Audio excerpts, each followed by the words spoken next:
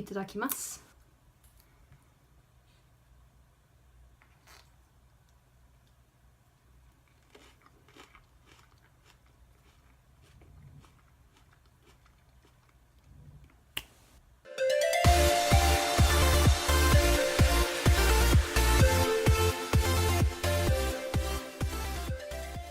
Hey everyone, how's it going? My name is Blythe and I am here in Japan, and for this video I am going to answer my one of the most common questions that are asked me: why did I choose Japan? So me and how I came to like Japan started a long way back, all the way when I was like in kindergarten, probably even before then. Me and my sister often were we were given cell phones at a very young age, you know, those like blocky flip phone that, the old ones I know were old, I'm sorry. Anyways, because we had these phones, we often were left to wander the mall by ourselves, which was perfectly fine because we would have each other and we would have our cell phones, and that was just how it was. So usually me and my sister would end up going to Barnes & Noble to like read a book or something while our parents were like out shopping or whatever. In all of that boredom, we were wandering around and we stumbled upon the manga section, and us two children barely in elementary school, I mean, we see these like picture-like comic books that are easy to read, and it wasn't that difficult at all to catch on to reading backwards, so we ended up really loving it and we just dove right in, and it was simple, and that was what we did. In all retrospect, that probably makes more sense, because if you're a little kid and you go into a bookstore and you're gonna be there for like maybe an hour or an hour and a half max, no one's got time to really read a full book or a full volume or something effectively and be satisfied without wanting to buy that specific volume and take it home with you. So with a manga, you can read probably 3 chapters at a time and say, oh cool, we'll come back next time, and I can just finish it then, and then you just put it back and hopefully no one buys it, and if someone does buy it, hopefully they'll restock it or something, and you can finish your book the next time you come, rather than maybe getting like half a chapter in and then your parents are like, time to go! But no, that was how me and my sister were introduced to it, and we grew loving it. Some of the first volumes that we picked and bought, actually, my sister chose Alice 19th and I chose Imadoki Nowadays, and they're both by Yuwatase.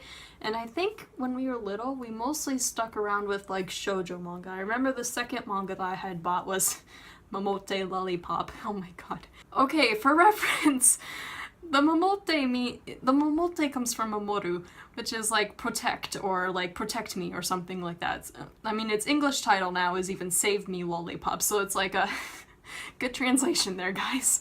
And then it kind of stumbled into more. We went to the library and found out they actually had manga that you could borrow. I couldn't think of the word for a minute. They had manga that you could borrow, so we effectively went there and we read like all of the Clamp books, all of Kitchen Princess, Sora! And after that, we stumbled into Inubaka, or Crazy for Dogs. It's not really continuing anymore, which is a shame, because it's actually a really nice, like, slow-paced slice-of-life manga. But yeah, no, early on we mostly stuck with the shoujo outlet, probably because from what we were reading like a bunch of girly and fantasy stuff and stuff like that, whereas we were also watching anime at the same time. We were watching Pokemon, as every other little kid in all of America is watching. You know you watched Pokemon, don't you dare lie to me. We were also watching Digimon, we were watching Yu-Gi-Oh! My sister was really into Inuyasha at the time. We were pretty much watching whatever was on Tsunami. It was pretty, yeah, that we got a lot of action in our anime. We didn't, I think that's why we probably didn't search for it in the manga realm, I don't know why. And so when I got into middle school, we both kept searching for manga, because back then it was pretty difficult to search effectively, in America anyway, for a lot of manga resources to read, or even like anime was just starting to become a thing. Man, I feel so old. Like Naruto and Bleach and One Piece were starting to be a thing in America back then. I feel so old. But no, we continued reading. We found things like Koko Debut, or High School Debut as its English title is known, Kaicho wa Maid-sama. My sister found Hanakimi, a bunch of like more shoujo, more slice of life, and then we also finally began getting into the shonen genre. It was like things popular like Death Note, Gintama was a big one that was really fun to watch. And of course, we also expanded on our anime just a little bit. Things like Gaku and Alice, just kind of small downtrodden things, really. I don't really know how else to explain them. The Gaku and Alice ending, though, so unresolved. Finish it, please. But I digress. I'm sorry. So in middle school, I was still kind of in like the in-between stages of like, I was like just into otaku culture enough to be integrated into it. Whereas in high school, I just kind of exploded and embraced all of the otaku culture and what it had to offer. In middle school, I had read Fruits Basket. By the way, funny story about Fruits Basket. A girl at Barnes & Noble had recommended to me to read Fruits Basket when I had first gotten there. Like, I was in kindergarten. She was like, oh yeah, you'll really enjoy this series, read it. And I remember looking through the first, like, 3 pages and being like, does it look interesting? I don't know, the art style's kind of weird, and I just put it back when she wasn't looking, and I was just hoping she wouldn't notice. I read it back in middle school. I apologize, girl, if you are still watching this. No, it's a good series. I really enjoyed it. I really liked it. The anime could use some help, but yeah. Anyways, I'm missing my point. In middle school, I had read it. I enjoyed it. It was still going on through high school, and I convinced my friend, since it was still going on, I was like still following up, you know, with the volumes that were coming out through the library and stuff like that. I convinced my friend to read the first volume, and I ended up turning her into an otaku, so sorry.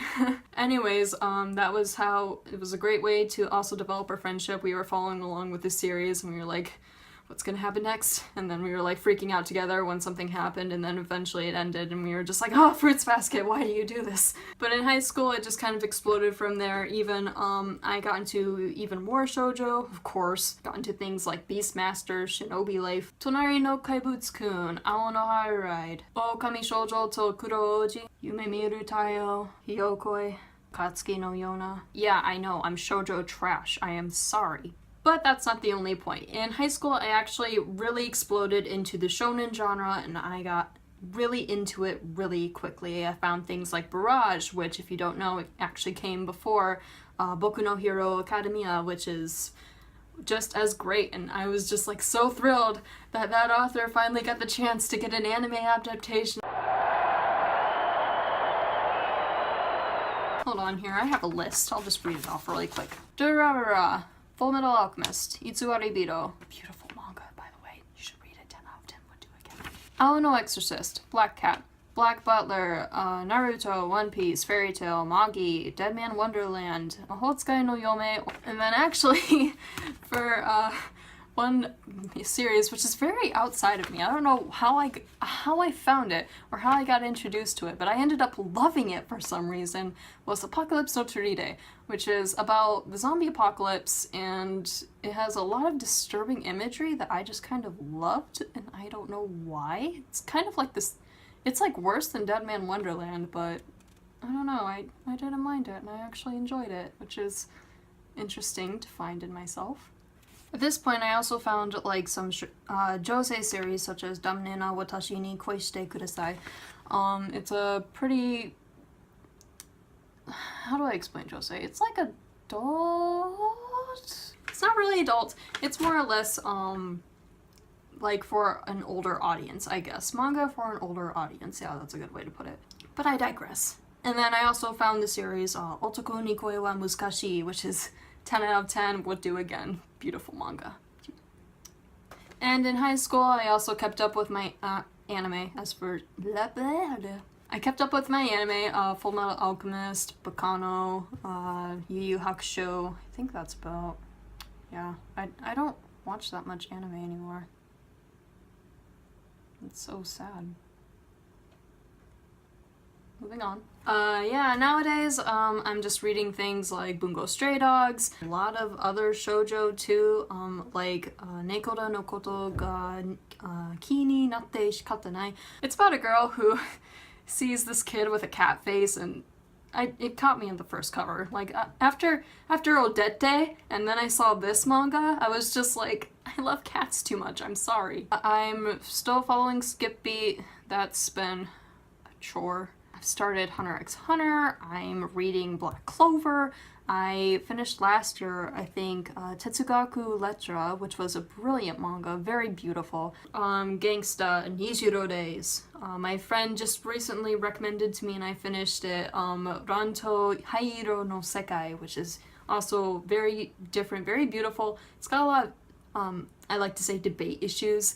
And by debate issues, I mean, you'll probably understand if you read it, but yeah. It ended happily ever after. Okay, I'm just gonna put it at that. I recently finished Hironaka no Ryusei, one of the most popular manga, yay! And now I'm reading Tsubaki-cho no Lonely Planet. I finished Denkeki Daisy, and I'm reading Liar X Liar, which is take that as you will. As for anime, I mean, I haven't really watched all that much. I've watched Death Parade. I'm watching now Cowboy Bebop. Okay, I know, I should have watched it when I was a kid, but I mean, Tsunami was up at like, what, 3 a.m. in the morning? I was not gonna stay up till 3 a.m. watching Cowboy Bebop. Last year I finished Boku Dake ga Inai Machi. Oh yeah, I finished Ghost Town recently, and that screwed my mind over completely. Dear frickin' lord. And that was how I got interested in the Japanese culture. True story, though. And then from there, it kind of went on to where in the last 2 years of high school, I was so determined to continue studying upon Japanese culture, because when reading manga, you get a lot of these Japanese references that if you don't understand the nuances and the backstory behind them, it's really difficult to understand. And I mean, I wanted to understand more, and I wanted to learn more of this manga and Japanese culture. So for the last 2 years of high school, I self-taught myself hiragana and katakana, and after that I went to college, took official classes like elementary level Japanese, and now in my 3rd year of university, I'm here in Japan, continuing studying and continuing learning and still reading manga and watching anime, and I am a nerd. So sorry. It is true that Japan has a very unique history and culture. It's very different. It's an island nation. It's not like America where I grew up, so that's always interesting and really fun to learn all of the different things that are happening around me that just don't happen. For example, the toilets, the shoe thing, the chopsticks, of course, but I mean, I love using chopsticks for everything. But the fact that I have to find an excuse to call what should be called in my country a meatloaf a hamburger is just beyond me, but I'm not sure why. I will say that futons are the greatest thing ever, though, because even if I have a heater, it gets really cold in my room if it's like raining or windy or whatever, not sunny outside, and it gets freezing in here. So along with my jacket that my parents got, I like to call it my nerd jacket. So I would wear this jacket and I would probably have that blazing, but it'd still be freezing cold. But in that futon, when I go to sleep, it is like a den of puppies in there. It is so freaking warm and nice. But that's all I have to show. That's what brought me to Japan anyway, and I really don't regret it. My family's been very supportive of me. I've been really lucky to have such a supportive family, including many friends that just don't even care about my interests and stuff like that, and they are still friends with me. It's pretty great. I know a lot of otakus and manga readers and anime watchers out there, they probably have it tough with where they are, but just know that interests revolve around the world, and there are always people like you, or people who at least won't care about things like that. Just be yourself, love you for you. If you like what you're doing, as long as it's within reason and not illegal, please don't be illegal. Then I don't see a reason why you shouldn't be doing anything or any of those things that you like or enjoy doing. For all you know, you can make a career out of it. But that's all I have to say. Thanks for watching this video. I know you probably don't know me, but it's been great spewing my guts out to you, I guess. If you want to leave a comment, feel free. If you want to leave me a comment, feel free. Other than that, I really have nothing else to add on here, so with that, I'll just wave goodbye. Bye!